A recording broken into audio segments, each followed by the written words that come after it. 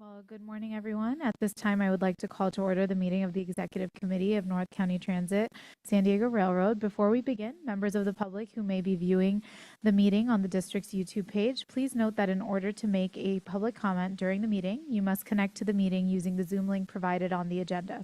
In addition, you must also register by sending an email containing your name or phone number and the agenda item on which you wish to speak to the clerk at nctd.org. I will now ask Suhail Rodriguez, Clerk of the Board, to call the roll. Thank you, Madam Chair. Madam Chair Bapatel. Here. Vice Chair Sinella. Here. Committee Member Martinez. Here. Committee Member Edson. Present. This completes the roll. Thank you. And if we could now have you provide a safety brief and review evacuation procedures. Yes, ma'am. In case of an emergency, I will dial 911. In case of an evacuation, please take the stairs. Do not use the elevators. Once cleared of the building, do not re-enter unless cleared to do so by emergency personnel. There are fire extinguishers and first aid kits on each floor of this building. There's a portable defibrillator on the first and third floor of staff on hand trained on CPR procedures if it is needed. This concludes my safety brief. Thank you. Do we have any general public comments today?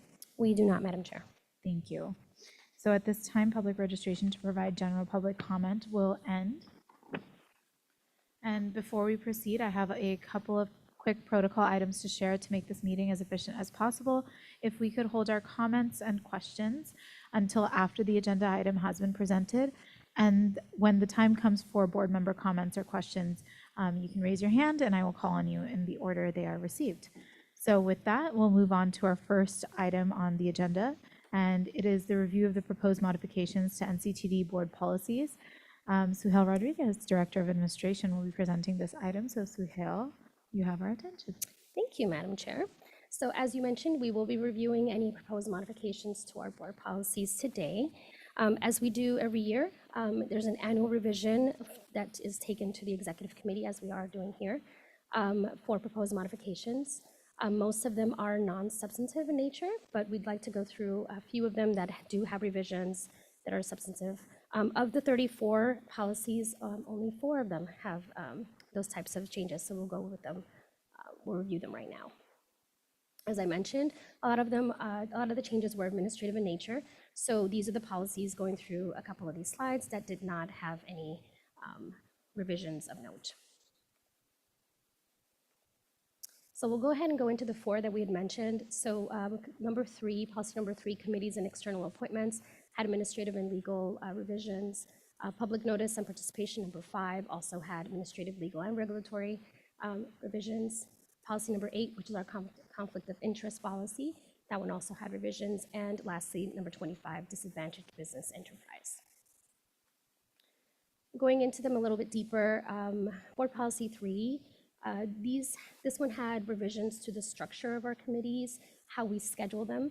We did notice that there was some challenges in scheduling based on not having a set schedule or a set structure on how our committees are scheduled. And then it was also to provide clarity for the board members going into or choosing a committee of their choice at the end of the year, just to give them a little bit more clarity and expectation on what to expect. And then also we wanted to align some of these schedules similar to what our regional transit agencies in the areas do. That way it's a little bit understandable and sort of the same across the board. So board policy 5, our public notice and participation. This one, we just added a public hearing requirement under the budget adoption, which we normally do, but it was not there, to make sure that we are in compliance with our Braun Act. And then also, due to the executive order that was signed this year by the Trump administration, we did revise the public participation process that has to do with our minority populations and low-income populations. Board policy 8, our conflict of interest policy. This one we changed to make sure that there was compliance with the Political Reform Act and our FPPC regulations. It is now a total electronic process. To file your Form 700 is no longer done by paper, so we changed that. And then some of the positions were streamlined in their categories, so those were either added or removed or changed as far as the names. And then lastly, board policy number 5, disadvantaged business enterprise was also revised to ensure compliance with the DOT's interim final rule. So this one eliminated the race and sex-based presumptions of disadvantage, where it used to have classified women and certain racial ethnic groups as economically or socially disadvantaged. So the four that we had already reviewed, this is a very light review of them. Any discussion or any questions can be had here. But if you decide, the executive committee can advance it to the October board. Well, we'll have it on other business, and then we can have additional feedback from the rest of the board members. And following that discussion, you may also consider adopting resolution to approve those proposed modifications at that October 23rd board meeting. Okay, well, with that, if you have any questions, Ms. C. Calder is here as our legal representative today to help us with any questions of legal nature that you may have. She'll provide a response. Great, thank you. I'll look to you to see if there are any public comments on this. No, Madam Chair. Okay, great. Then I'll turn to my colleagues. Go ahead, Board Member Edson. Yes. At this time, would it be appropriate to offer some feedback regarding maybe typos or missing words or things like that? If you'd like to submit those to me. Sure. If it's only those things in nature, if there's other discussion points, maybe perhaps we can discuss it here. That's okay with the Madam Chair. Happy. Anything outside of that you'd like to add? Yes and no. Okay, you can go ahead then, yeah. It's fine. I just. Are you sure? Yeah. I did Okay. receive your small revision on board policy 2 yesterday evening, so thank you for that. And it's more of a suggestion, or it's more of a discussion item, because, we've had some, at the full board, there was some question about what happened with the last election. And, the fact that we had a nominating committee who nominated a slate based on the fact that these people had served the district and had the history. And then it turned around when new people came on board and someone who's actually in the room, sorry, don't mean to talk, I'm talking to you in front of your back, that someone new who had no experience with the district was instead chosen, but by weighted vote. So it seemed kind of inappropriate at the time. And I'm just not sure if choosing to change the months so that there's more continuity from board year to board year makes sense, or if it causes problems. Because on the other side of that, we have in election years, sometimes we lose people that are on the board, and they could be someone that had been nominated to be chair or vice chair. So there's kind of two sides to it, but it might be worthy of discussion.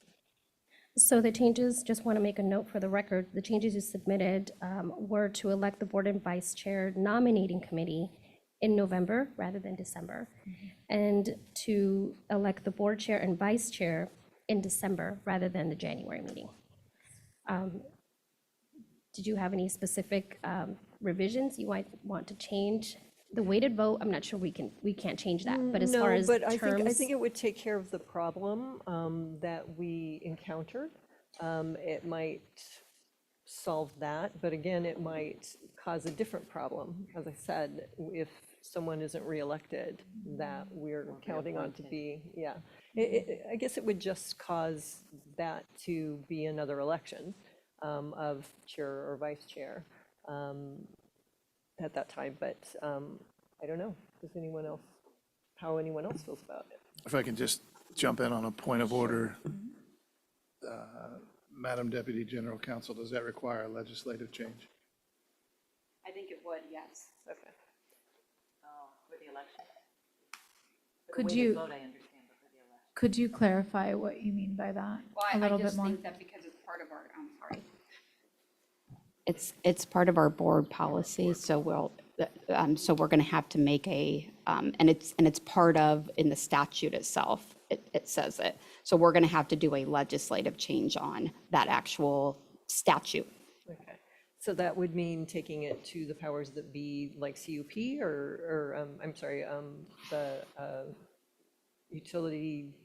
The public utilities, yes. PUC. That is correct. I'm getting all my acronyms mixed up. Of the state legislator. I think, I think we talked about it before, and maybe that's why that didn't happen.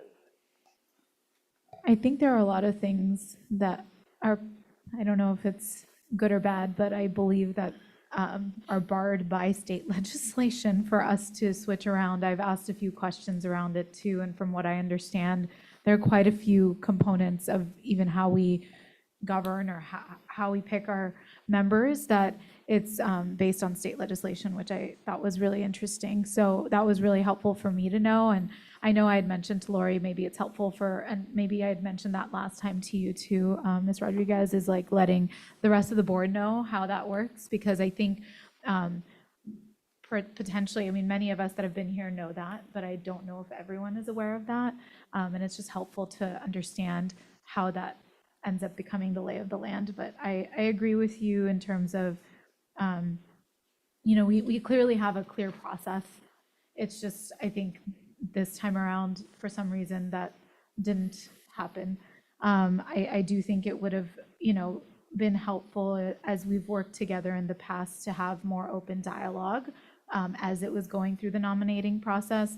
I think, we clearly had a great makeup of folks on that particular committee and obviously had great applications. And hopefully as we continue to do that moving forward, we'll work in good faith to do that. I think the hard part this time around was, obviously being surprised that we had already approved it a couple of times and then having that not happen. So I think we'll hopefully, and now knowing that some of these things are also in state legislation, it might be, depending on what the full board's discussion looks like, maybe there will be appetite to want to have a conversation at a larger level. I'd love to hear, my other colleagues' thoughts as well, but yeah, I've definitely been thinking about it as well, so appreciate that. Anything else? No. Okay, all right, Board Thank Member you. Martinez? Okay, perfect. All right, Vice Chair Sanal? Yep, nothing for me. Okay, I have a couple of questions. So just to clarify, it sounds like for policy number 3, it was just with regards to making sure that from a scheduling perspective, everyone was aware of where they need to be, how it's going to happen, and that it's not difficult to find their time on their schedule to make them be able to attend those meetings. That's correct. Yeah, Okay. we actually attached months, and that we anticipate that the committee meetings can take place as needed. So it'll be sort of a clear vision of the schedule for the year. Awesome. Okay, great. And then for policy number 5, I have a couple of different questions. I know we mentioned that we added the budget adoption just so that from a transparency perspective, we're letting folks know, hey, we're already doing this, but now we're just codifying it in writing. Correct, and it was already on the board policy that related to budget development, but it was left out inadvertently from this policy. Okay. And then the last piece, if you don't mind going back to that slide, I'm just a visual person, so I just want to see, was around us having to remove something due to a administrative order from the federal government. I was just curious. Yeah, I think it was under, so it was revisions. Number 5-7, I think, is what you're referring Yeah, 5-7. Yep, thank you. So, So I'll let Ms. Calder, yeah, I'd Expand a little bit love on some that. clarity on that. I did write down, I'd like to understand, because I'm looking at it, and it's something that as an agency we'd want to commit to, but I'm just curious, is it due to, I'm assuming it's legality and like we have to take it out, but I'm just trying to understand how much we have to take out. Yeah, I would just, I would say we've been involved in a lot of conversations at the federal level on this one. We're still trying to gain some guidance on the applicability that the agency has to be able to look at this type of data related to projects or things that will be brought to the board or the procurement process. What we're being told is that we cannot use that as an additional scoring function. I think what we're trying to ascertain as an agency is, do we have the ability to still do some of these things as long as they don't affect the final scoring? So can we still have job fairs where we want minority business owners or WBEs to come in and we can help put them toward the process? And right now, what we're being told is that that has not been affected. You can run your job fairs however you want. To be able to score in a certain way would kick us out of opportunities for federal grant money on that basis. Doesn't mean that we can't utilize those firms. It doesn't mean that we can't help move those firms in the right direction by finding an opportunity for them to bid on our projects or anything like that. It just means that from a participation perspective, we can't score any differently based on that, and it should not be directly called out per the federal government in any of our policies that would be implied. Essentially, there's still a little more digging we got to do. In fact, there's a webinar that's happening in about a week or so with our national association with the federal government to kind of talk through this piece. But it would essentially make us ineligible for federal grants if we had this language in our procurement policies. Even, just a quick, even the first sentence of that, number 7, that's not allowed to stand. The ending illegal discrimination and restoring merit-based opportunity, Number or, 7, oh, NCPD makes environmental justice part of its mission to identify and addressing as appropriate disproportionately high and adverse human health or environmental effects for its service. That was actually the wording in the executive order. yeah. So yes, this has been, it's put up a lot of public agencies all over. We've had, Lori and I've been participating in, we participate in a monthly general council of all public transit agencies in California. And this has been a topic like every week since this stuff is coming out. So we're still trying to learn and figure out how to do it. But right now we have to be very, very careful on factoring in race and sex and part of our hiring decisions. I guess are you done on your question? I I'm didn't. reeling, but I'm done. I know. I know. Same. Trying to articulate. Give me a second. So, I understand it from the perspective of not utilizing it for scoring our procurement or just like scoring in general, but I'm just trying to understand if, like we can't even have it at all. That's what you're saying, is like we can't have the statement in our policy at all. Correct, because that, the language that we took that from was in the executive order 12898, which has now been revoked. And so that's why Got we it. have to take it out. I see. So if we did modify it where we don't have it, and I know we can't do that today, but if we, or maybe we can, I don't know. But I'm curious, like, is there a way to modify it where we have the essence of what it says, but we don't? It's, you know, and I would leave that up to you all, because you all are the experts on making sure that it's legally sound, and that I just think it's so important for us to have something like this in there. And I'm sure you all have been trying to figure out how to keep it there because it was clearly there. I just want to make that case because it just seems, you know, I know you all did not do this, but it's just like, you know, it just seems like we're pulling it out because we have to.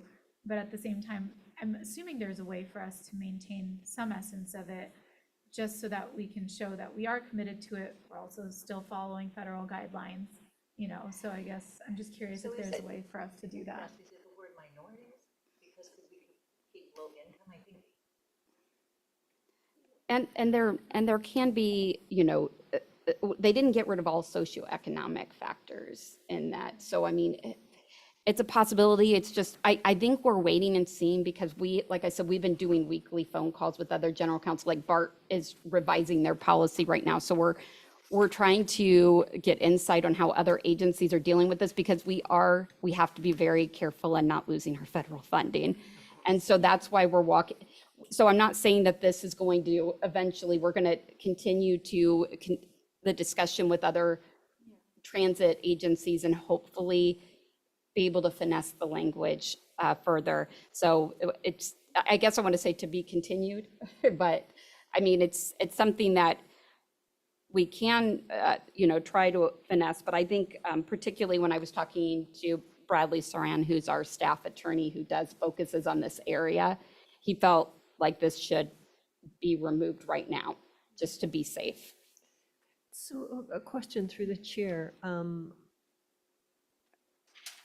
If this is just for now and we're learning, would we be able to bring this back, or would it take another year to bring it back? We can make revisions to any of the board policies at any given point. This is just done at least annually, but if you wish to do that, we can bring it back. I would think that it appears that there's some strong desire to have it come back sooner if we are able to amend it, giving it the flavor without violating federal law. And I think we could certainly do that. We can, like I said, we're still trying to see how other agencies, when we feel more confident, if places like BART is finessing the language and, a lot of other bigger organizations. So that's what we're aiming for. So absolutely, we can bring this back at a, once we get more insight, and because this is all, like, it blew up, like this, everything on this when it happened. Yeah, I would offer as an example, like the second bullet point here, to ensure full and fair participation by all potentially affected communities in the transit decision-making process. That's not going to change for us, right? Like,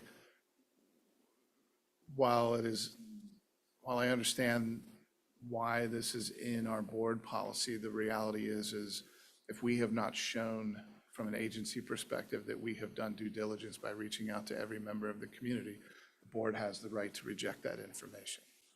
So certainly appreciate why this here. I may go out on a limb and say this probably has a little more to do with environmental justice than it does the inequity of neighborhoods. I think one of the things that has historically handcuffed our ability to do transit projects in a timely fashion is NEPA and CEQA. And, and I can use the Oceanside Transit Center as an example of that. Once, if and when we get it approved in November, it'll take us another year for the Coastal Commission to do and the federal government in its current form, and even on the back end of the Biden administration, was reluctant to put hundreds of millions or billions of dollars toward projects that will never happen over the next few years. There are billions of dollars tied up at the federal level for projects that were granted money for that never came to fruition or still in some type of a process. And the only thing that's going to happen as a result of that is a $1 billion project turns into a $3 billion project. It turns into a $5 billion project. And this administration believes that, I'm speculating here, but I believe that they believe that the environmental justice piece is a huge part of that. I don't think that excuses our responsibility to ensure that we're giving the best project that takes those things into account. And the board absolutely has the right to reject those regardless of whether we have this paragraph or not. I do agree that this was a very tough issue for us to deal with because this is sort of the bedrock of what we do. But it doesn't necessarily mean we can't do these things. It just means that from a federal perspective and federal grant perspective, we need to show that the project's the project, and then they'll fund it on that merit.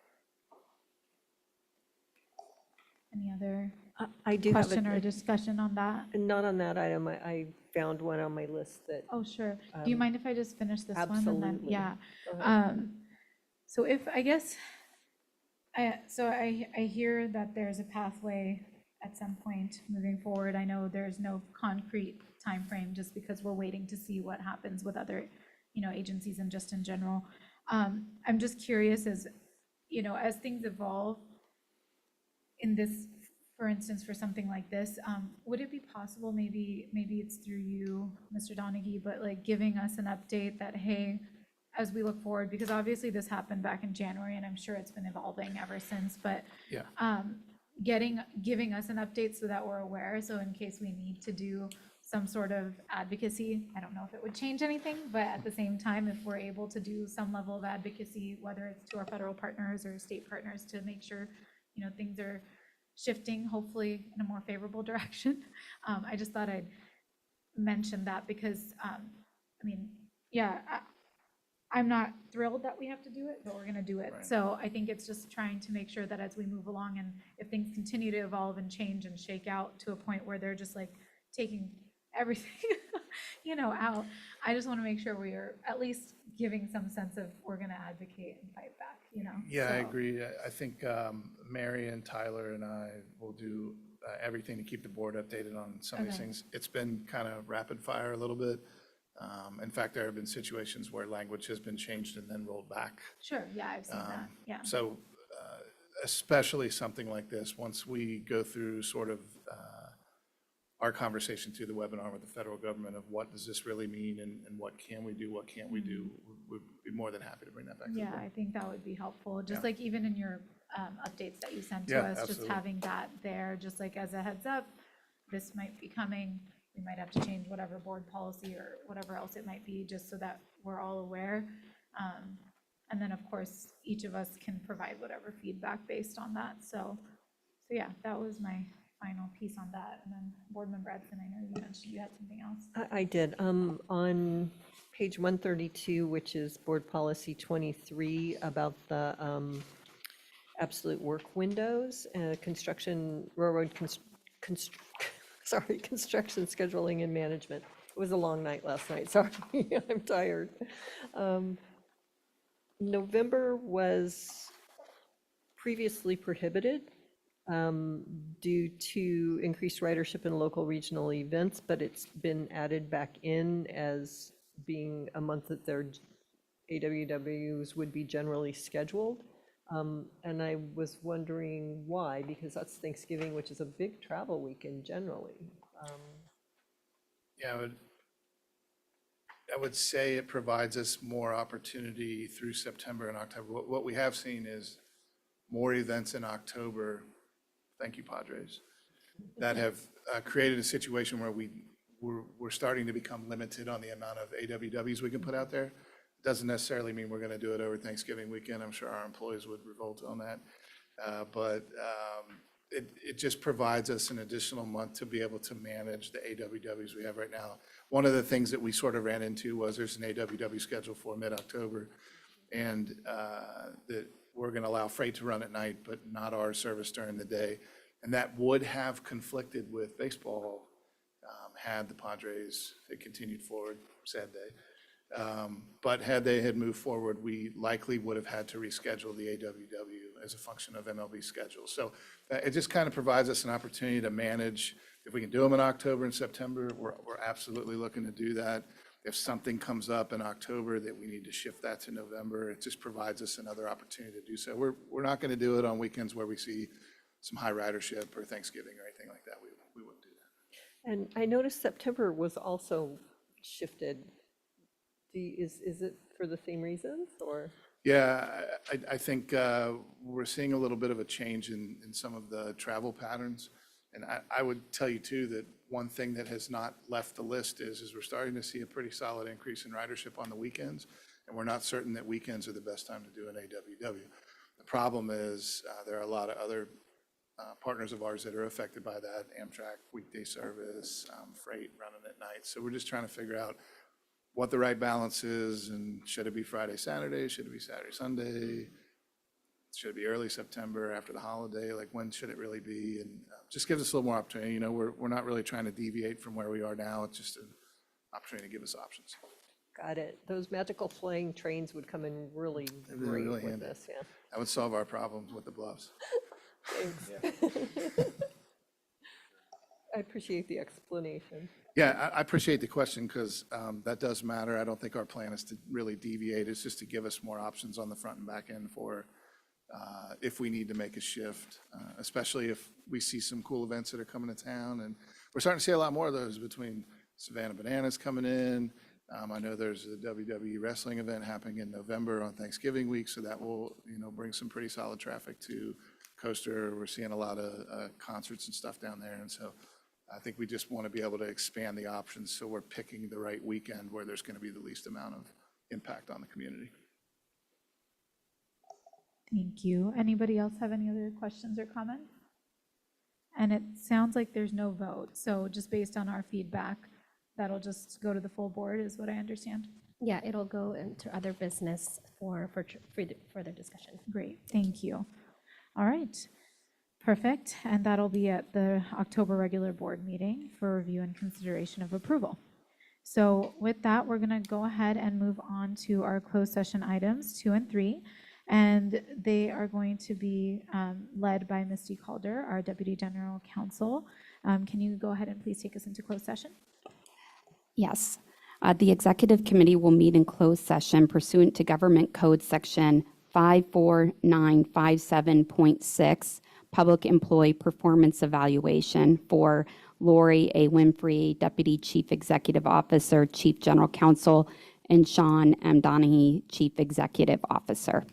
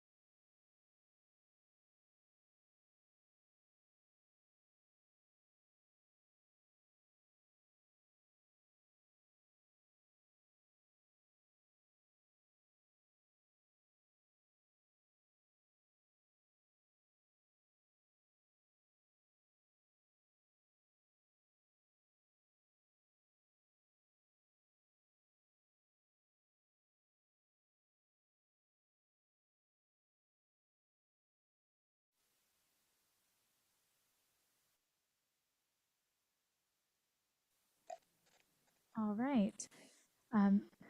Misty, can you bring us back from closed session, please?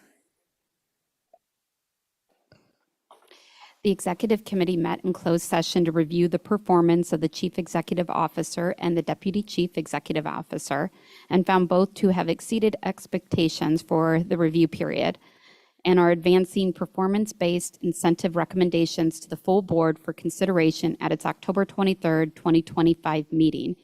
The item will be agendized at that time. Thank you. Thank you. So the next scheduled meetings are the regular board meeting, Thursday, October 23rd at 2 p.m. And then the Marketing, Service Planning, and Business Development Committee meeting on Tuesday, October 28th at 10 a.m. And with that, we are adjourned.